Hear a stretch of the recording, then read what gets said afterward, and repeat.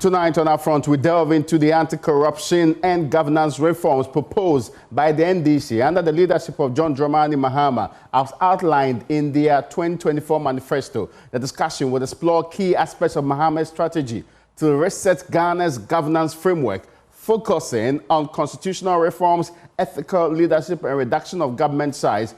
I have assembled, as you may well know, the creme de la creme of the fight against corruption in the country, namely former Auditor General Daniel Domelevo, and also with me in studio, much more importantly, the Executive Director of the fearless Executive Director of the Ghana Integrity Initiative, Mary Awilana Ada.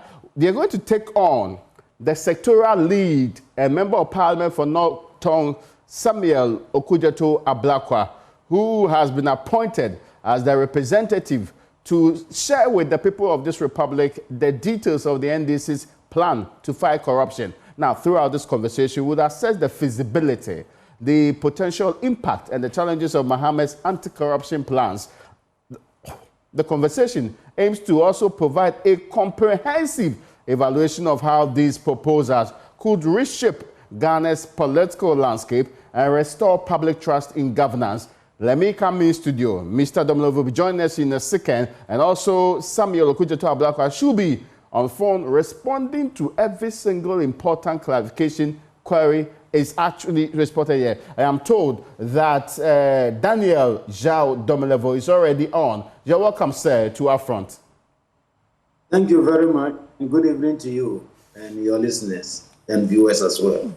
Very well. Good evening. And let me say a very great welcome to you, Mary, for ever making this conversation possible. Thank you for having me. Let's start from your general impressions.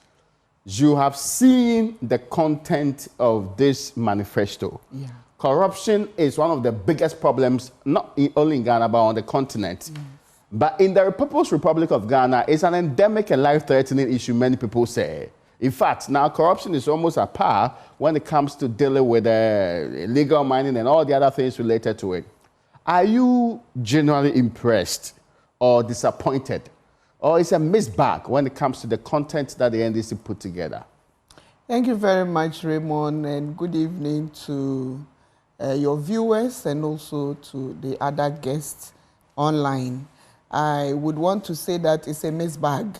It brings together some of the ideas we shared, and it also discounts some of them. It goes into, if you read the manifesto in detail on the subject of governance and anti-corruption, it goes into the details. It's framed in 6 different pillars. Let me borrow the word pillar for want of a better word. Very well. It goes into that. It talks about issues around legal reforms. It identifies the fact that corruption is a moral issue, and for that matter, we need to be able to tackle it from that point of view, and they need to ensure we have curricula that deals with it. It talks about legal reforms, and in there it talks about the essential elements we want to see, the OSP and how OSP can be empowered to fight corruption. It also brings on board that advocacy point of lifestyle audits. Okay. This is very important for we in the anti-corruption space, because we realized that it was captured in the Anti-Money Laundering Act. Yeah. Unfortunately, in that space, it's anti-money laundering is a predicate offense, and for that matter, does not help with the fight against corruption. So if the government says it would do that to ensure that we also even have the reverse burden that the OSP and also civil society has been talking about, it's a good thing. Then it talks about transparent asset declaration. And here, the last time I was here, I mentioned that for asset declaration to be seen to be comprehensive enough, there must be the element of verification and there must be publication. In their manifesto, they seek to say that they would do that, and that is good. However, we want to see it go beyond that. Again, on their point 5, they talk about judicial awareness, and we know our history with that, and the current perceptions and impressions with the various corruption exposés that have come up. Above all, for me, is political will. which they speak to in the highlights of their manifesto. However, when you go into the details in page 136, then they begin to talk about the details of how they will be doing that.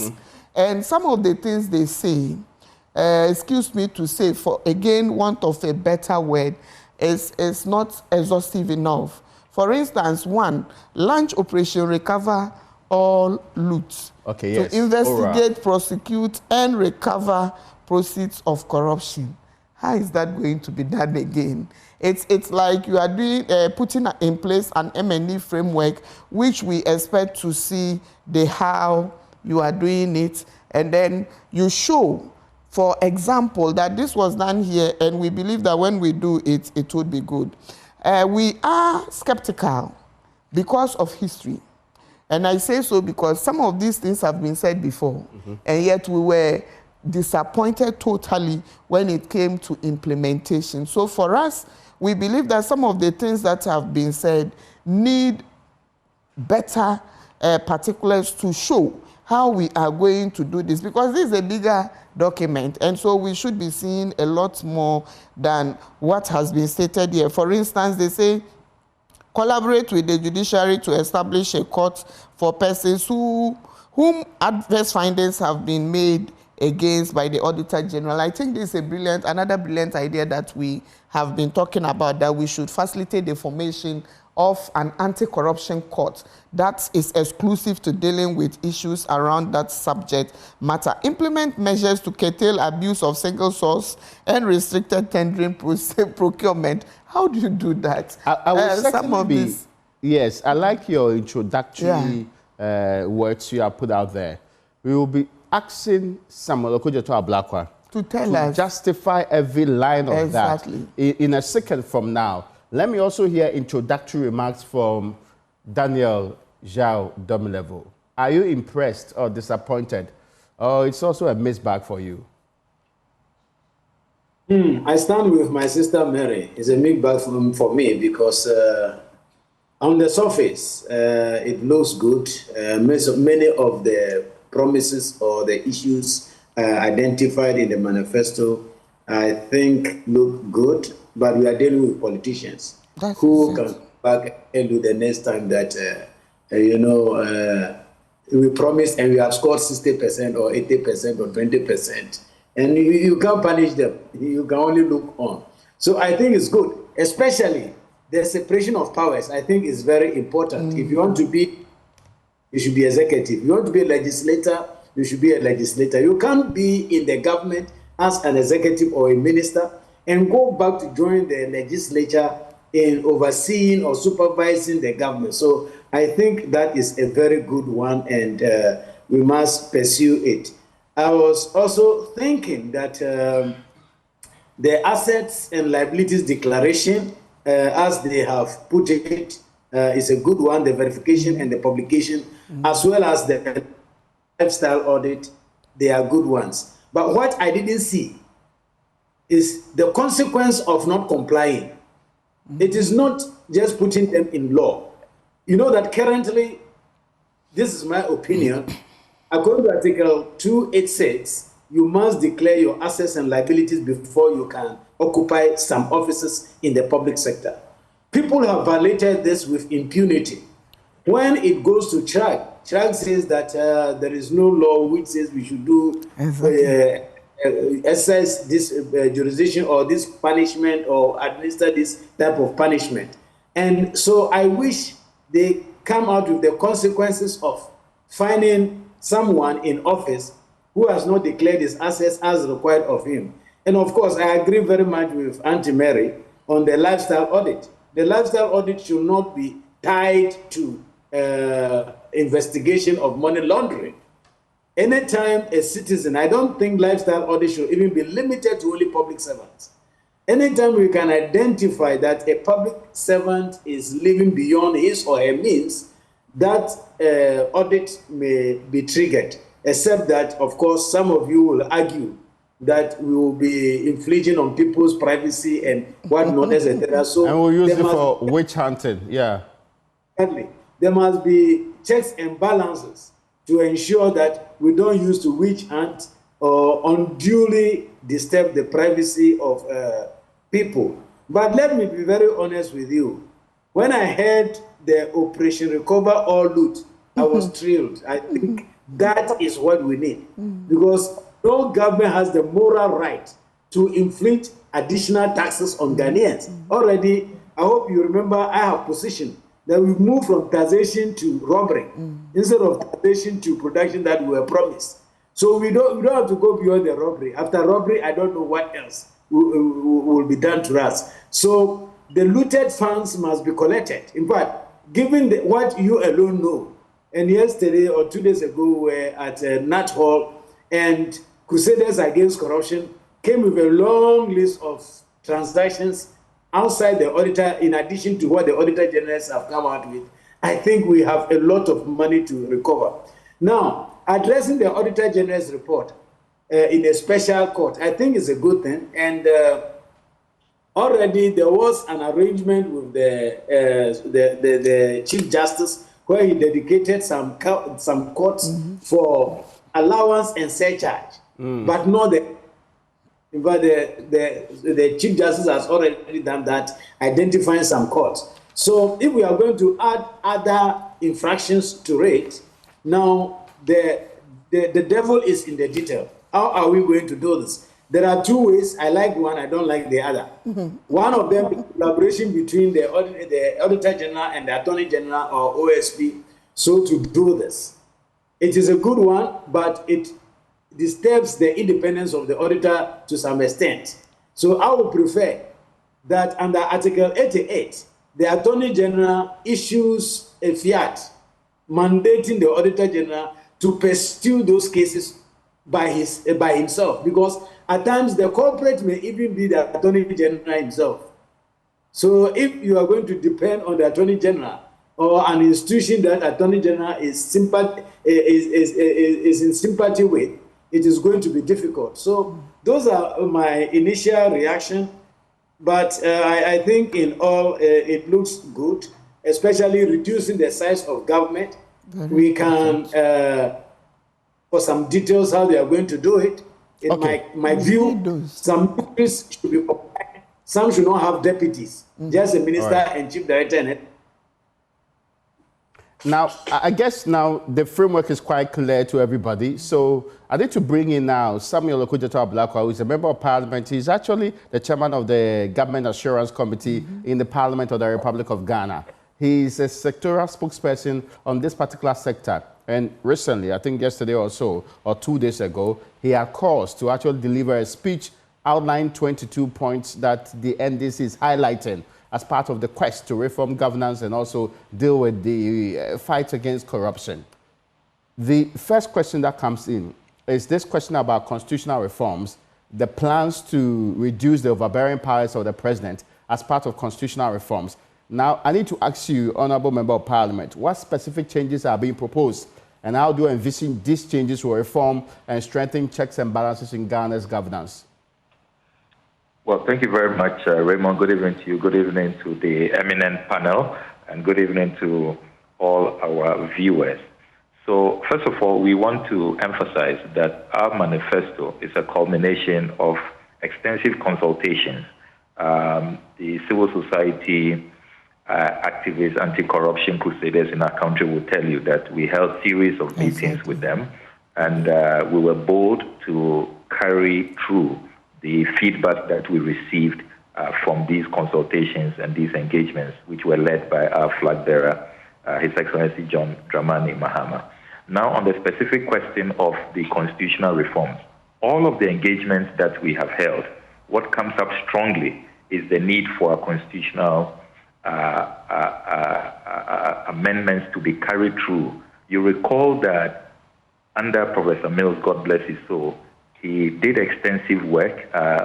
He set up the Constitution Review Commission, which produced a document over 700 pages and outlined, after having gone through the whole country, gone around the country, engaged with all sections of society, and having also taken on board the experiences that particularly this fourth Republican dispensation has gathered.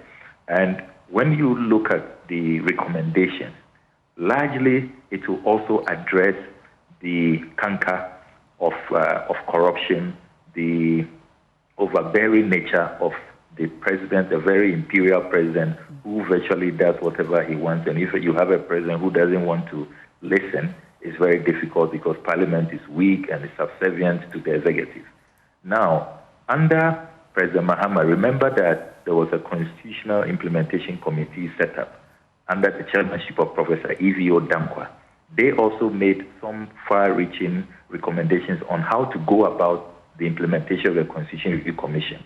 We have said that we will revive all of that work, and key amongst the constitutional amendments we will be seeking is to really separate the legislature from the executive. You see, this experiment we have carried out with this,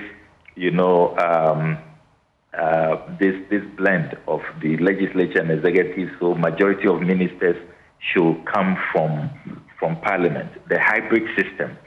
After 30 years, it is clear that this hybrid system has left parliament very weak. So we are saying that we will really separate the two arms. The president will have a free hand. He doesn't have to appoint majority from ministers. If majority ministers from parliament, pardon me, if he decides that he probably needs a few, from parliament, it's up to him. He has to have the free hand. But most importantly, the powers of the president will have to be curtailed. So the president in our country appoints virtually everybody, including, MMDCs and all the way to security chiefs and all of that. Mm-hmm. That will be critically assessed. And we have said that when it comes to MMDCs, we are no longer going to appoint them. We'll amend the constitution so that they will be elected. Let's really pursue full decentralization and allow would it be on people partisan to elect their own DCs. Would it be on partisan lines? Because that was we take the view when we consulted extensively. The majority of Ghanaians do not want it to be done on partisan basis.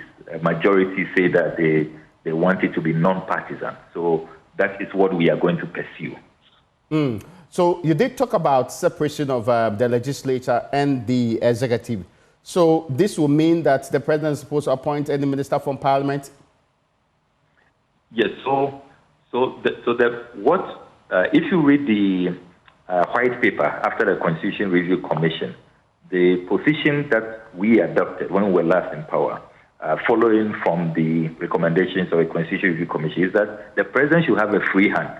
So if the president wants to appoint a few, one or two, whatever number, but you see, under the current constitution, the president is obliged to appoint majority. So many people are going to parliament to catch the eye of the president. Really, they want to become ministers. And so in the process, parliamentary oversight has suffered. Parliament has been weakened.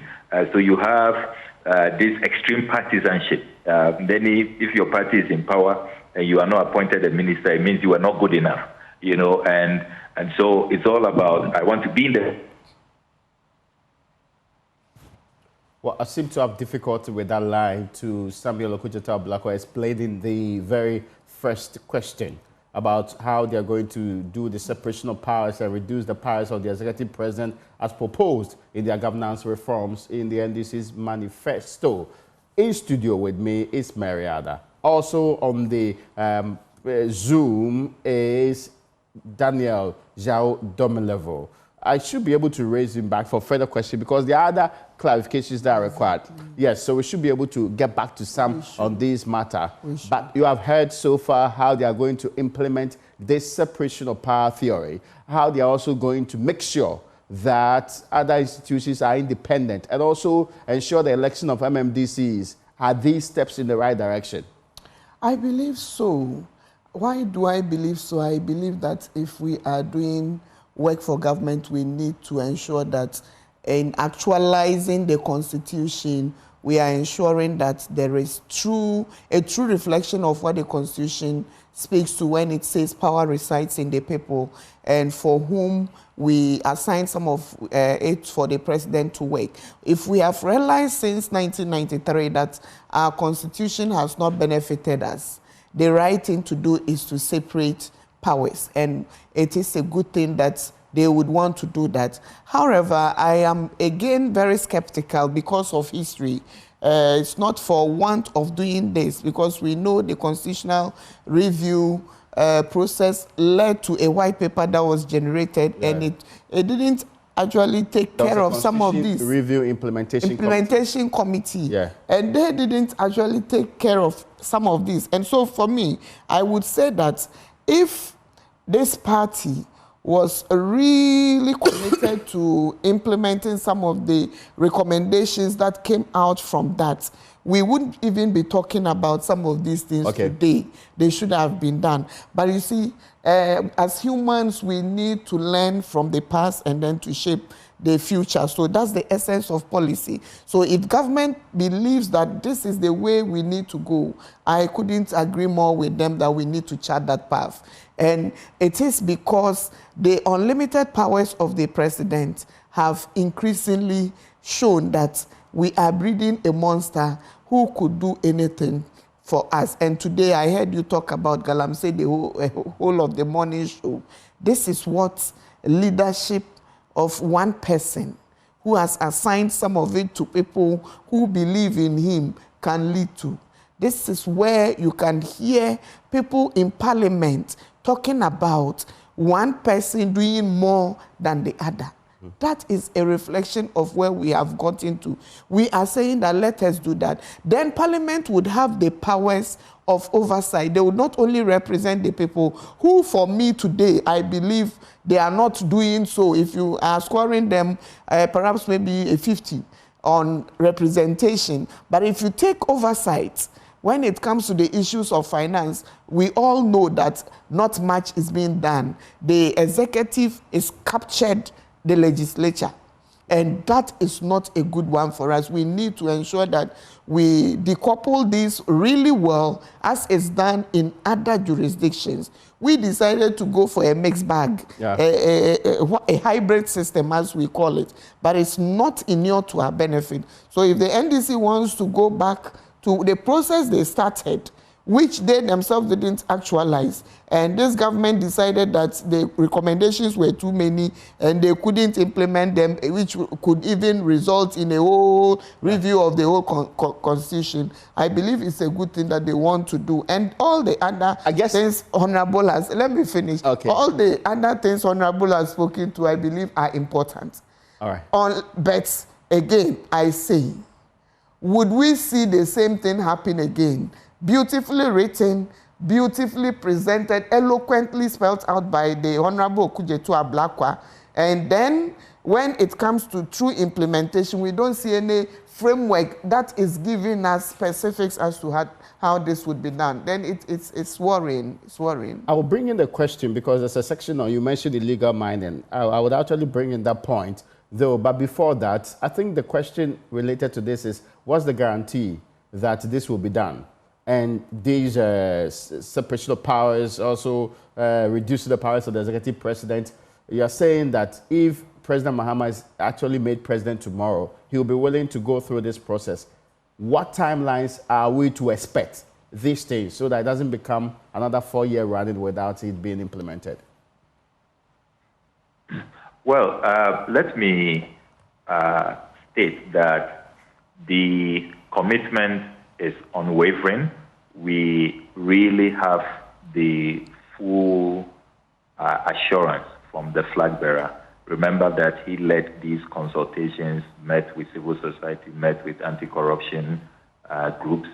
And if you look at our history, to be fair to our party, the NDC, if the leaders we have had did not want to relinquish, I think of all the leaders we've had, the parties we have had in this Fourth Republic, it's only the NDC that has carried out extensive constitutional review, that set up a whole commission, and the report over 700 pages is available. that itself shows a certain commitment that you are willing to let go some of your powers. If Professor Mills didn't want to let go some of his powers, he would not have done that. If President Mahama didn't want to let go, he wouldn't have set up the Constitution Implementation Committee. I agree with you, but I'm just trying to ask the question. Are there any specific timelines here? So in terms of timeline, yes. In terms of timeline, if you've noticed, the NDC manifesto has the 120-day social contract with the people. We discussed this, whether this constitutional review should be part of it, but the general consensus was that you can't really achieve that in 120 days. We didn't want to add this in the first 120 days and then we miss the target and it will be said that we were deceptive or were not sincere with the Ghanaian people. So some work will start within the first 120 days, but we didn't include it because it cannot be concluded. You know, this constitutional review, some of the clauses, remember, are entrenched clauses. You will need a referendum. There are some that you need parliamentary majority and all of that. You need the buy-in of parliament. So the task is onerous. It's really, an enormous one. And you can't rush it through, particularly if you also want it done very well. So in terms of timelines, what I can say is that our manifesto gives you the assurance that within the 4 years of President Mahama, these reforms will be done. But work will certainly start in earnest, except that I cannot be certain about when we will finish because, there are so many parties. Referendum, you have to bring in the electoral commission. They will fix the date. You can't dictate it's an independent body. I get you. And you also are talking about Parliament's role in terms of some of the clauses that require parliamentary intervention. We can't dictate the timetable of the Speaker of the institution of Parliament, which is a separate arm of government. So you have all of these practical challenges, which are out of our control. That's why we didn't put it in the 120-day, timeline that we gave the other pledges. I get you, but you made a point. The other question, though, is that the NDC has stated it will appoint 60 ministers. You talked about not appointing the majority or giving the free hand to the president to do so. How many specifically out of these 60 will come out of Parliament? Mm-hmm. So remember that for the 120 days, President Mahama has said that within the first 14 days, he wants to announce his cabinet. Mm-hmm. First 14 days. You can't change the constitution within 2 weeks. So he will be operating with the existing constitution. And the constraints that he will have is that the current constitution says that majority of your ministers should come from Parliament. So within these 14 days where he appoints his lean government, not more than 60 ministers, it would be the status quo using the same old constitution. But I'm sure that as time goes on and the constitution is amended, then he will have the free hand and I'm sure there will be reshuffles and all of that. And he doesn't have to be tied to majority coming from Parliament. Now, Mr. Domelevo had a question about how you're going to implement your special court for the Auditor General's findings. Which model are you likely to use here? Yes, so we under the current constitution, it is only the Chief Justice who establishes these courts, working with the Judicial Council. That is why we chose our words carefully. We said we will working with the judiciary, and that has happened before. Remember, we've had quite a number of specialized courts. We've had the fast track courts. We've had the commercial courts, which have been set up by chief justices in time past to look at specific areas. The fast track court was supposed to expedite criminal prosecutions and all of that. So we will be working in collaboration. We are taking note of the fact that you can't just delve into or jump into another arm of government and seek to undermine the authority of the Chief Justice. So we will, once we win, we will say that, look, this is what the Ghanaian people expect of us. This is the mandate is given us. So we expect your cooperation. And we have no doubt that the Chief Justice will cooperate with us. Even though that is her mandate, we acknowledge that under the Constitution, he has the authority to set up courts. I guess now we are also mindful of the fact that there's an overwhelming case for this. Recently, the chair of the Public Account Committee complained that all their findings, none of them have been prosecuted. Can you believe that? No, I get your point. Except I want to bring in Mr. Domlevo to tell me whether or not he's impressed with the answer you have given, right, to the question about the model you are likely to use. Sir, are you okay with it? Yes, Daniel Domlevo. Yeah. Like I said earlier on, there is already an arrangement whereby some 4 courts have been designated by the Chief Justice to attend to disallowance and surcharge. I have a letter written to me by the Chief Justice when I was in office to that effect. Okay. So expanding it to cover the others, I think, will not be a problem. Where the problem lies in is who is going to do the prosecution, be it who is going to take the civil action. Because some of the cases are civil. For instance, if the Auditor General disallow and surcharges and you are not able to challenge it, the money must be recouped. So somebody must take the civil action to collect the money. And if there are criminal issues over there, somebody must have to take action to prosecute. That's why I want clarification, I think, to know whether it is a situation where they are going to prevail on the Attorney General to give a fiat to the Auditor General so that he can represent the government in civil and some of the criminal cases pertaining to his report, or they are going to use the Attorney General's office, who may be the accomplice themselves from time to time. Is that an answer, Mr. Okudzeto-Ablakwa? Yes, Honorable Okudzeto-Ablakwa, is that an answer to the latter part of where our courts have held that the Auditor General has the mandate and the authority to pursue these matters. So we will empower our Attorney Generals and also empower our Auditor Generals based on the Occupy Ghana case, so that the two of them will have the free hand to pursue criminal and civil cases, retrieve the loot, and make sure that sanctions apply. That is the approach we currently envisage. On the issue about lifestyle audits, the question is being asked about how exactly is this going to be done? Exactly. Is it going to depart from the current structure that goes with the Anti-Money Laundering Act? Would it be a new law that's set up specifically for that, or a specific agency of state, say IOCO, will be given extra powers to do that? So we are proposing a comprehensive review of our asset declaration. That is where we start from. Okay. Because we are saying that under the current asset declaration regime, it is too narrow, and it covers only the official who has come into public office. So his spouse is exempted, his children are exempted, politically exposed persons associated with that person are all exempted.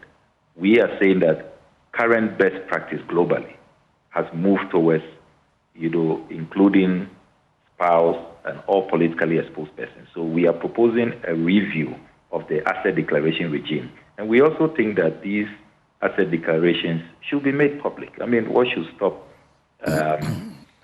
public officials? I mean, it's a choice you have to make. Nobody is forcing you to come into public office. And once you come into public office, you're an open book. And it even helps you yourself, so that once people know that, look, this is really who you are, this is what you are worth. I mean, nobody carries all of these suspicions and all of that. So it's a win-win situation. That's how we look at it. So that's where we are going to start with, reviewing the asset declaration regime. I know you want to move on. Forgive me, but let me ask a question connected to this, because it came up. The question as to the sanctions regime. Exactly what will be the penalty for me if I do not declare my assets in case I become a minister in the future? Yes, so that has been one of the things lacking. We didn't have an asset declaration sanction if you fail to declare. And so it's been a gray area. So it's one of the areas that when we carry out the review, and all of this, we'll remember that these are constitutional provisions. Once we review the Constitution, we will also add the sanctions that should. Does the NDC have a proposal, a specific one, is it jail term? We know that under the PNDC, there was a law that allowed jail term for those who failed to comply with this particular directive to comply with asset declaration. Are you likely to bring that back? Have you already thought of any specific proposals for that? Well, I have heard President Mahama say that we have to really make corruption very, very costly. The punishment ought to be severe. So I can say that at the end of the day, he would not be averse to severe sanctions, except that I don't have the specific mandate to put out what the sanctions should be. I think that we left that open for broader consultations and all of that. And when we get there, what the Ghanaian people want, what the civil society, anti-corruption crusaders want, is really what will be reflected in the law, what parliamentarians also want. But we are open for the severest of sanctions. That is what we can boldly say now. Before I bring in my other guest, there's a question I saw that repealing anti-press freedom laws. This is particularly important to us because we have just done a press freedom, what they call promotion of press freedom or defend press freedom campaign. What specific laws are you looking at?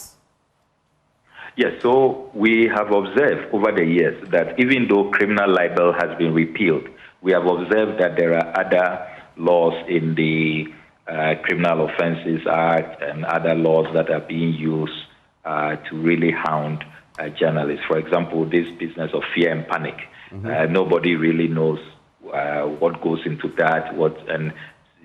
So many people have been held because of that law, that you have published something which has caused fear and panic.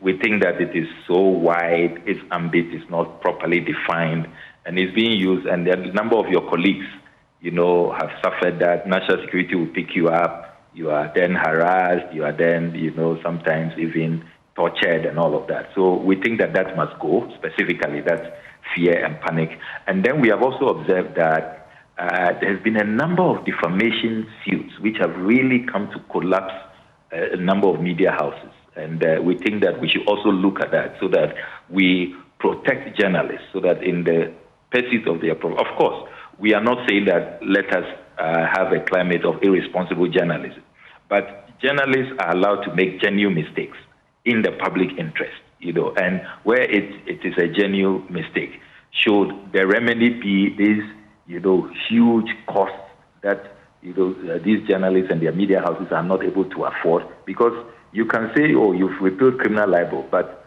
the current dispensation and using other vehicles can even be more, dangerous. At least criminal libel, one person goes to jail and comes back, and your firm is there, your media house is still operating. But through some of these other laws, like the wide defamation ambit, the fear and panic and all of that, your media house can be hounded, and that will be the end of your organization. So specifically, we are saying that fear and panic ought to go. It ought to be repealed.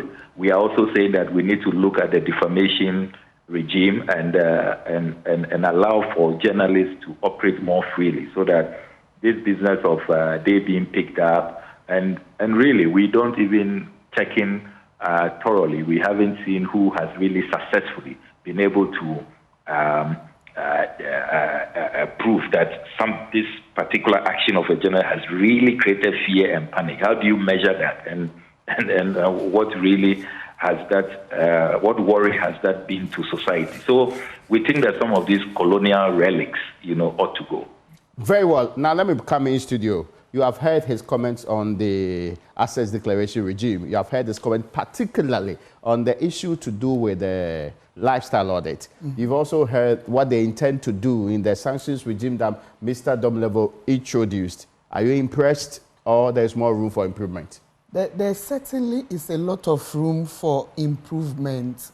I say so because, Raymond, one of the things civil society has done in the past, since 2013, is to talk about the asset declaration law being reviewed and passed into something else, which we call the COPU, the Conduct of Public Officers Bill, which was put together in 2013 made it to Parliament, and then in 2018, 2020 as well. In fact, in 2020, it nearly got passed.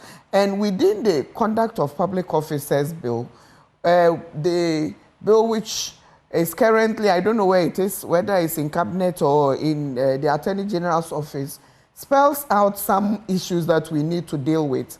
And today, civil society, we issued a press statement on the lackadaisical attitude of government when it comes to the passing of that bill. Mm-hmm. That bill, in its current form, talks about issues around declaration of assets and liabilities, conflict of interest, and then code of conduct for public officials, as well as their enforcement. And so this is one, again, I must say, we have spoken to a lot during the various consultations we have had with the political parties during their manifesto, okay, when they were developing them. And we believe that even though that bill is not in a state which we would want or which is fit for best practice, we are believing that this should be passed. And so when the NDC talk about verification and also publication, we agree totally. But it is like they have ignored the fact that there is already a bill that is supposed to be taking care of issues around asset declaration, asset and liability declaration, conflict of interest, and general codes for public officers. Okay. And I say so because if those have been taken notice of, then we won't have the NDC talking about putting together a certain code for public officers. This is encapsulated in this bill. Again, one of the things we espouse and we strongly spoke to is the fact that we need to expand the definition of corruption. And if we are expanding the definition of corruption, it means that we would be able to capture, as the Honorable said, some of the issues that have gone to court which have not been able to meet the standard and have been thrown out, and the special prosecutor and others have been struggling with. If we pass this bill, it would have been able to cater for them. So I believe that as we all work together to ensure that we do these things, let's remember that there are some things already in existence that we can build on. And let's all advocate that we have them passed. Because if we don't, when the NDC, as they speak now, comes, they would not do that. And I talk about the definition of corruption, expanding it. I believe it's not too late to add that. Okay. And maybe perhaps also go the route of having a law that is expansive enough to cover all the laws. Because what the analysis of Parliament itself, when it analyzed the COPO bill, was the fact that the legislations around corruption and the issues of all the other issues are scattered. And also the fact it remains that in the scattering of these, they are also inadequate. So the inadequacy is what they are trying to cure, but let's find a way of curing them within a certain purview for me. Certainly. Mr. W, I need to bring you in on this one. Very briefly on what has been said about asset declaration and slightly on the issue to do with lifestyle audits. Impressed? Yes, on the surface. But the details actually have the devil. So that is why we are all skeptical until we see the details. Because Mary has made very important argument. For instance, I've heard that some members of parliament have forgotten, I think Honorable Okujato Blakwa is part of it, are sponsoring a bill to prohibit public office holders from buying government assets and land and etc. Fantastic. I was like, why don't you incorporate that into the couple? You already have public office holders a bill. So we should have one hymn book instead of having scattered hymn books. And of course, Mary has mentioned it. It's difficult to hold one law and say this one addresses maybe 90 to 95% of our corruption cases. So we should try and stop creating different legislations, but bring them together. I saw in the MPP manifesto a clear or a bold statement that they were going to come out with a law to consolidate all these anti-corruption citizens. And I think that is a way to go. And I'll urge NDC to do the same, because there is no problem with copying, only that you copy and paste special. So they shouldn't be worried about copying and pasting. When they copy, they just pay special.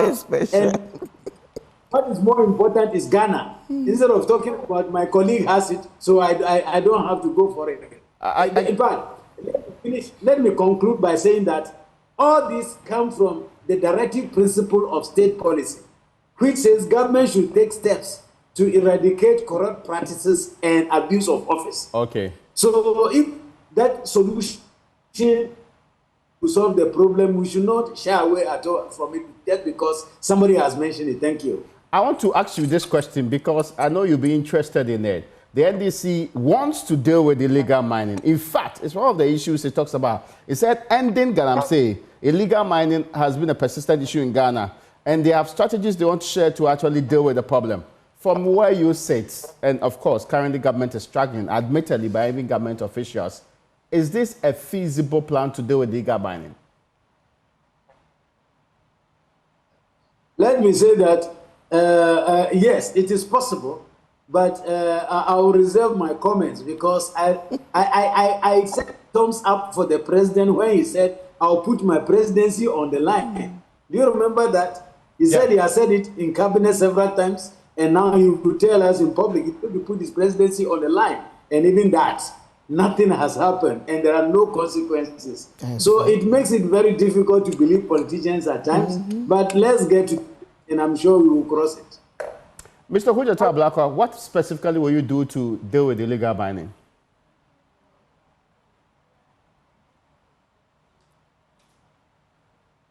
If I can hear you, sir, Honorable Hujata Blakwa. Yeah, hello, can you hear me? Yes. Hello? Yes, I can hear you perfectly. The issue about illegal mining. Yes, I'll come to that in a jiffy, but if I can quickly, I think that Mr. Demulevo made a very important point about consolidating our anti-corruption laws. Yeah. Except that what I want to bring to bear in terms of the consolidation is that we have noticed that we lack a number of legislations which are crucial, very critical. And so if you just consolidate, you don't really address those matters. For example, the code of conduct, which has been talked about, we need to pass that law. We are also proposing series of new legislation. For example, we are talking about having a new legislation which will prohibit politically exposed persons from purchasing state assets, which is akin to the private members bill that I'm promoting in Parliament currently. That is something that ought to be done, which will have, for the first time, a national register created, a national register of assets. We are also talking about a new scholarships regime, a new legislation which will consolidate all scholarships, but most importantly, do away with the cronyism, the nepotism, the corruption which has become associated with the awards of scholarships. Then we are also talking about a new public procurement law which will deal with conflict of interest, which will deal with the abuse of single sources. So unless you want a situation where in putting together one omnibus legislation, then we factor in all of these gray areas which have emerged where we don't have legislation dealing with these matters. That is why we did not go the route of saying we are just going to consolidate the existing anti-corruption laws, because I need you to wrap up in a minute for me. So far as we are concerned, they are woefully inadequate. Yes, I need you to wrap up in a minute for me on illegal mining. Yes, so on illegal mining, first of all, we are saying that we need a new leadership approach. It has to be anchored with integrity, sincerity. You don't say that you are going to put your presidency on the line and you do nothing. A lot of politicians, a lot of chiefs, a lot of security chiefs are part of it. You need to name and shame. You need to have a new sanctions regime which will be severe. Then we also have to amend the LI, which allows for mining to be done in forests, to be done close to water bodies. That ought to go.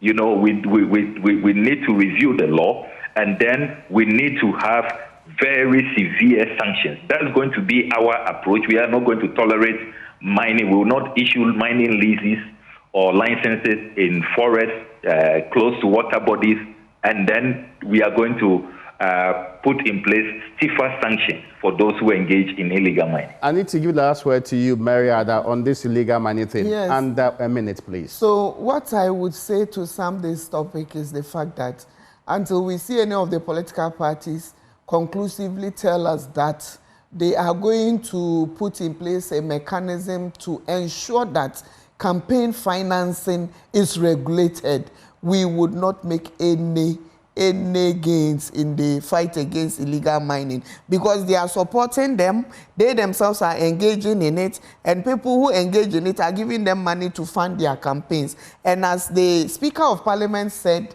eloquently yesterday, I believe that until they honestly say that we are going to ensure that the regime around campaign financing and how we fund our political parties is made transparent, political parties are accountable, then we will not be making any headway. Because they are going back to them to take money. And when they take the money, where do they get it from? From the ground. They will continue to do it. And they would have nothing to do. That is why the impunity with which it is done is increasing by the day. And people are sitting, watching aloof when they know it is harming our society. I am grateful to you, Mary. I'm also grateful to you, Daniel Yao Domilevo and Samuel Okujata Blackwell, for joining today's edition of UPfront. Many thanks to you out there, too, for being part of the show. Thank you.